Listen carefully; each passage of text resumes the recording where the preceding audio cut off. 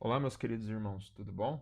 Queria trazer um pequeno estudo bíblico e, se você tem interesse, logo após você assistir o vídeo, manda uma mensagem para mim. Eu mando esse estudo bíblico em PDF para você poder ter ele em mãos e acompanhar os versículos que são utilizados nesse pequeno estudo.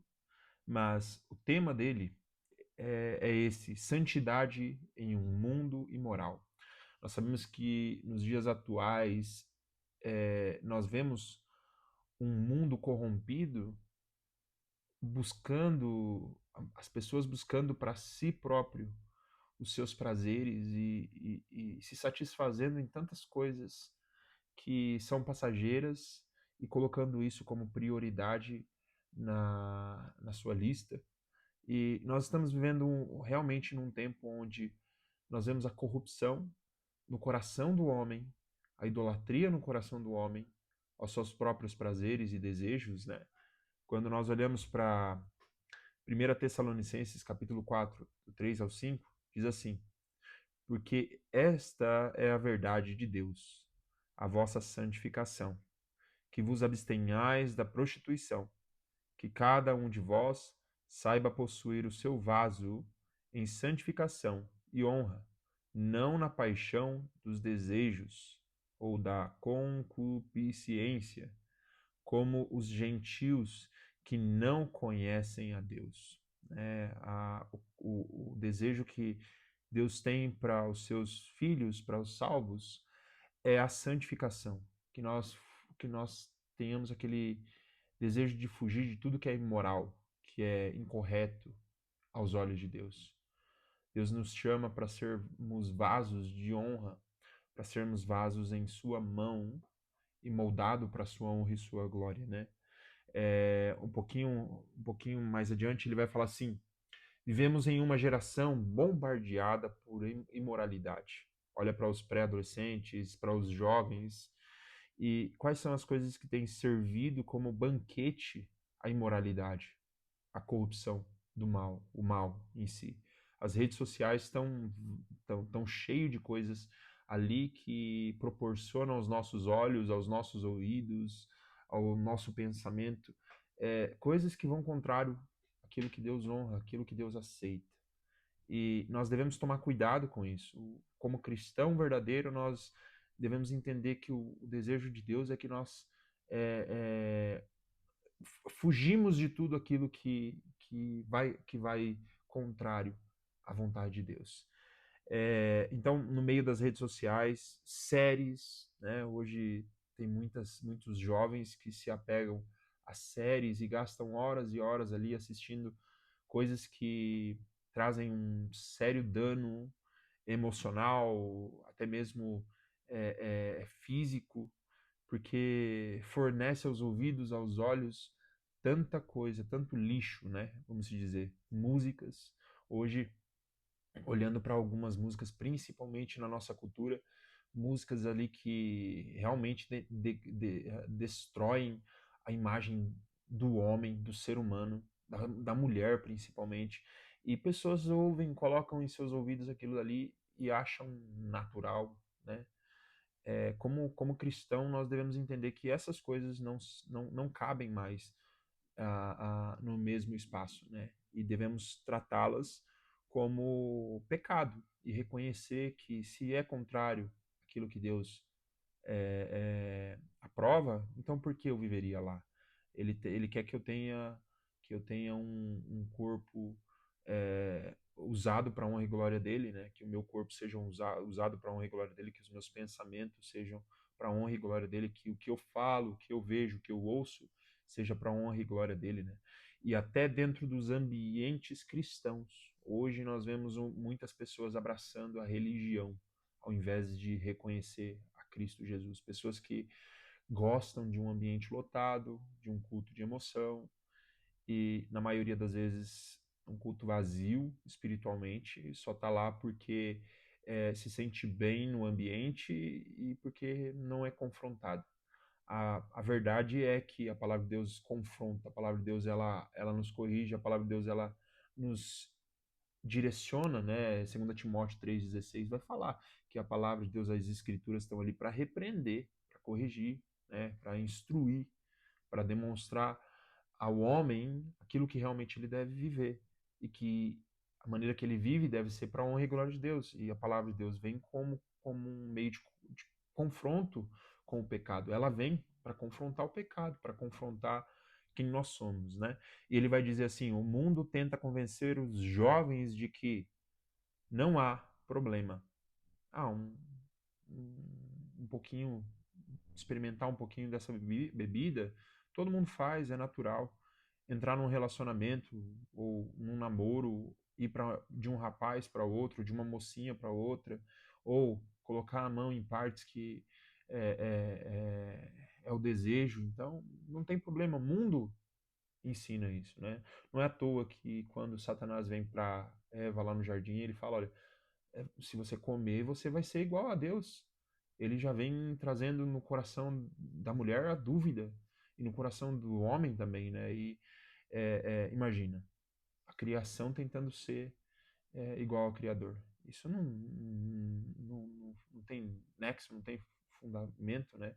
Nós somos criação de Deus, somos feitos para a honra e glória dele, e ele não aceita que ele não concorda que utilizemos a nossa vida para satisfazer o pecado, para viver de acordo com aquilo que é imoral, que é corrupto.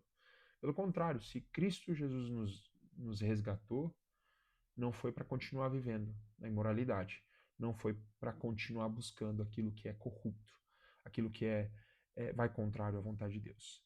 Olha lá, o mundo vai falar assim, não há problema, vai, né? Tem um texto bíblico que vai falar, e eu amo muito esse texto, né? Que diz assim, olha, tudo me é lícito, mas nem tudo me convence. Eu posso experimentar tudo que eu quiser, ir atrás de tudo que eu quiser, mas, como cristão, será que isso realmente me convém? Será que eu deveria? E aí que tá. A palavra de Deus vai falar que eu, como nova criatura, não devo buscar mais a velha criatura, o prazer da imoralidade, o prazer das drogas, dos vícios, não deveria achar mais alegria nessas coisas. Pelo contrário, quando eu caio em pecado, deveria realmente me arrepender e falar: não, peraí, não foi para isso que Cristo me chamou. Ele me chamou para ser uma nova pessoa. Olha lá, a Bíblia é clara. A vontade de Deus é a santificação. Nós devemos entender que Deus quer a nossa santificação. Dia a dia, Ele está nos ensinando e nos mostrando onde estão as nossas falhas, nossos pecados. Não para que continuemos vivendo daquela forma, mas pelo contrário, para que reconhecemos essas falhas, esses pecados e tenhamos o prazer, a alegria de mudar de direção e não continuar mais se satisfazendo com aquilo que é imoral, com aquilo que é errado. A pureza não é uma opção, tá? É um chamado divino. O chamado de Deus é que nós sejamos puros, íntegros, que nós tenhamos o caráter de se arrepender do que é imoral, do que é pecaminoso, do que é impuro, e não nos prostremos com os nossos ouvidos, nossos olhos, com nossa mente, com o nosso coração, com o nosso corpo ao pecado. Não busquemos nisso alegria. Ele quer a nossa santificação, ele nos chama a uma pureza, tá? Ele vai falar, primeiro, lá no versículo 3, quando fala que, no versículo 3, ele vai falar assim, olha, a vontade de Deus é a santificação. A santificação é o processo de se tornar mais parecido com Cristo, tá? Então, o que é santificação? É olhar para Cristo e buscar a imagem de Cristo através de nós. É carregar essa imagem e trabalhar nas nossas falhas, nos nossos pecados e ser parecido com Cristo. Não é apenas evitar o pecado, mas desejar a pureza que agrada a Deus. Tá? Não é só evitar, mas ter o desejo de ser puro, tá? Olha o que 1 Pedro 1,15 diz, tá? Deus diz, sede santo, porque eu sou santo. Ou seja, ele quer a nossa santificação. E eu tenho que ser igual, ele quer que eu seja santo igual ele é santo. Não olhe para as coisas imorais e fale, não, peraí, é só um pouquinho, o mundo prega isso. As pessoas no mundo desejam isso, os incrédulos desejam isso, aqueles que não buscam a Deus desejam isso, a imoralidade. E eles vão ensinar você que um pouquinho não faz mal, mas Deus vai falar: seja santo, como eu sou santo. A imoralidade sexual destrói o propósito de Deus em nossas vidas e afasta o Espírito Santo. Tá? Olha que interessante, a imoralidade sexual nos afasta do Espírito Santo.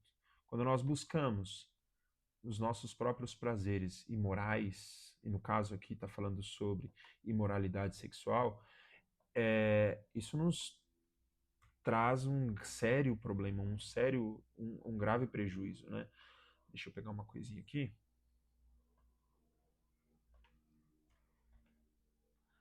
Mas olha que interessante isso. Olha que interessante. Vamos lá. Diz assim: fuja da fornicação. Todo o pecado que o homem comete é fora do corpo, mas o que fornica peca contra o seu próprio corpo, tá? Ou seja, a imoralidade sexual é algo complicado, é algo que em nós, nosso próprio corpo, é prejudicado e se torna um vício, porque fostes comprados por bom preço. Glorificai, pois, a Deus no vosso corpo e no vosso espírito, os quais pertencem a Deus. Vosso corpo, vosso espírito pertence a Deus. Então, a imoralidade sexual é um sério problema. Onde nós vemos isso? Nós vemos lá nas redes sociais, em música. Tenta pegar uma música cultural nossa aqui e tenta ouvir, na maioria das vezes, a letra dessa música. O quão ela venera a prostituição. O quão essas músicas de hoje em dia fala só besteira, só porcaria. E muitas pessoas colocam no ouvido e fazem de conta que não é nada sério, ou talvez não entendam, tão cegos. E nós devemos entender que o nosso corpo deve glorificar, deve demonstrar a glória de Deus. Deus não nos chamou para vivermos dessa forma na imoralidade sexual, em nossos prazeres, né? Mas olha lá, vamos continuar no segundo ponto aqui, ele diz assim, olha, o jovem deve saber controlar o seu corpo, que cada um sabe, não só o jovem, como adulto também, cada pessoa, nós devemos entender isso e ensinar, que cada um saiba possuir o seu vaso em santificação e honra, tá? Lembra? A pessoa que conheceu a Jesus Cristo como único e suficiente Salvador, ela foi justificada na cruz. Ela foi perdoada, ela se tornou filho, ela é agora herdeiro e cordeiro com Cristo. E nessa vida, até que ela morra, ela está em um processo de santificação. E nesse processo, por isso que é o crente, o salvo, essa lição é para o salvo. Nesse processo, ela vai dizer assim, olha, que cada um saiba possuir o seu vaso em santificação e honra. Se você conhece a Cristo como Senhor e Salvador, é um cristão verdadeiro, genuíno, se converteu de verdade e tem Ele como Senhor e Salvador, você deve possuir o seu vaso em santificação e honra. Viva da maneira que honra e agrada a Deus. Não para o seu próprio prazer, não para o seu próprio, mas Deus é amor. Sim, Deus é amor, mas Ele é justo também. E tem consequências. Deus não aceita o pecado. Você foi comprado com o sangue de Cristo, por que você ainda está vivendo imoralidade? Então, talvez você ainda não foi comprado. Você não entendeu a salvação. Se você sente alegria com aquilo que é imoral, com aquilo que é impuro, pensa bem. Será que você é salvo? O vaso é o corpo. Deus nos chama a disciplina e domínio próprio, tá? Domínio próprio é um fruto do Espírito. Então, olha que interessante, o corpo não é para a impureza, mas para glorificar a Deus. Isso inclui o que olhamos, o que tocamos e o que alimentamos aqui. Aquilo que você está olhando, impurezas sexuais ou idolatria, vamos colocar em vários gerais aí, né? Tudo aquilo que você sabe que você tem buscado olhar com seus olhos na internet, nas redes sociais, Deus está vendo. Deus sabe o que está se passando por aí. E deveria ter o arrependimento. As coisas que tocamos, onde nós colocamos nossas mãos, onde nossa mente está indo. Sua mente está indo atrás do quê? Você tem colocado o quê aí? Tá? Bem-aventurados os limpos de coração, porque verão a Deus. Mateus 5:8. Terceiro ponto, ele diz assim: o mundo vive na paixão dos desejos, tá? Da concupiscência, né? Concupiscência, né? Essa é a palavra difícil aí, mas tá bom. Esse desejo significa desejos desenfreados, não tem controle, você sempre está indo atrás. Toma cuidado. Será que deveria? Desejo desenfreado sem limites, tá bom? O mundo vive de prazeres momentâneos. Pega uma pessoa aí que você conheça, que não é temente a Deus, e tem a sua vida voltada ao crack. Ou talvez gosta das festas, e lá nas festas encontra suas parceiras que gostam de fazer as mesmas coisas erradas, ou até entram nessas coisas. Quanto tempo dura esses prazeres? Né? Talvez você tenha o desejo para algumas coisas e sabe que é pecado. Quanto tempo dura isso? Se você busca se satisfazer com isso, talvez 5 minutos já acabou, 10 minutos já acabou, talvez uma noite, e depois só vem o quê? A frustração, né? Mas o fim é destruição, tá? Romanos 6:23 vai falar, né?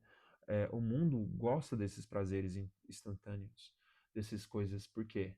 Porque a pureza não é antiquada, é proteção para o coração e testemunho para o mundo. Você se manter puro, longe daquilo que é imoral, daquilo que é errado, com seus olhos, não buscando as coisas que agradam a carne, ou com seus ouvidos, não buscando ouvir aquilo que é contrário à vontade de Deus, ou o que Deus se agrada, cara, não tenho palavras para isso. Por quê? Porque é óbvio, é proteção para o coração e testemunho para o mundo. Aquilo que você busca viver com Deus, no seu íntimo, no seu interior, longe de tudo aquilo que o mundo te oferece, é algo que vai blindar o seu coração para o futuro. E você vai olhar para trás e falar assim: valeu a pena viver isso, fazer essas escolhas, fugir dessas coisas. E outros vão falar assim: nossa, por que você é diferente? E o seu testemunho vai valer muito para as pessoas que estão ao seu redor, a quem tanto você ama, e principalmente para os seus amigos de escola, para os seus amigos de trabalho. Olha lá, 4 pontos importantes aqui. Diz assim, olha, cuide do que entra pela mente e pelos olhos. Salmo 101:3 diz, não porei coisa má diante dos meus olhos. Não coloque coisas erradas diante dos seus olhos. Afaste-se das situações que alimentam a tentação. Se eu tô lá numa rodinha e aquele grupo é um grupo que me incentivou, que me incentiva, ou até mesmo desperta em mim um desejo de fazer coisa errada, foge das paixões, foge disso. Por quê? Olha lá, 2 Timóteo 2:22 diz assim, olha, foge também das paixões da mocidade, não busque estar em lugares que alimentam dentro de você a tentação, que te leva a desejar o pecado, o que é imoral, o que é errado. Olha lá, busque forças no Espírito Santo. Se você é salvo, você é selado pelo Espírito Santo. Você tem o Espírito Santo. E o Espírito Santo é aquele que está presente para te aconselhar, te guiar, te conduzir. Busque estar atento a Ele. Gálatas 5:16. Andai em espírito, e não cumprireis a concupiscência da carne. Você não vai andar em prazeres desenfreados. Por quê? porque você está andando no Espírito, está buscando a vontade de Deus, sendo guiado pelo Espírito Santo de Deus e ouvindo Ele. Tenha comunhão e prestação de contas. Busque outros para você falar sobre a sua vida. Óbvio, de confiança. Não saia por aí. Eu costumo ver algo muito comum entre os meus pré-adolescentes, as pessoas com quem eu convivo, é que eles gostam muito de buscar conselhos nas pessoas, com as pessoas que estão na sua própria idade. E isso é um erro muito grande. Por quê? É legal você conviver com as pessoas da sua idade. É bom você conviver com as pessoas da sua idade. Mas na maioria das vezes, você pode ser até mais maduro do que aquela pessoa e buscar um conselho e aquela pessoa não saber lhe dar o conselho correto. Então, busque pessoas que realmente são de confiança e que têm um relacionamento forte com Deus para te ajudar a tomar decisões, entende? E, dependendo quem for, busque conversar com seu pai, com sua mãe, com a pessoa que você tem confiança, de respeito, que não vai sair por aí difamando você. Busque alguém que realmente você possa prestar contas. Jovens precisam de amizades santas e líderes espirituais que os ajudem a permanecer firmes. Olha lá, dois lugares que você pode buscar conselho.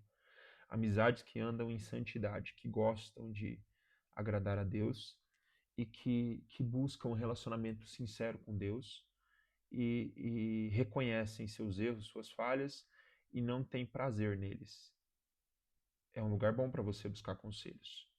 E líderes espirituais, óbvio, que realmente sejam aprovados e que você possa ter a confiança e não vai sair difamando ou usando,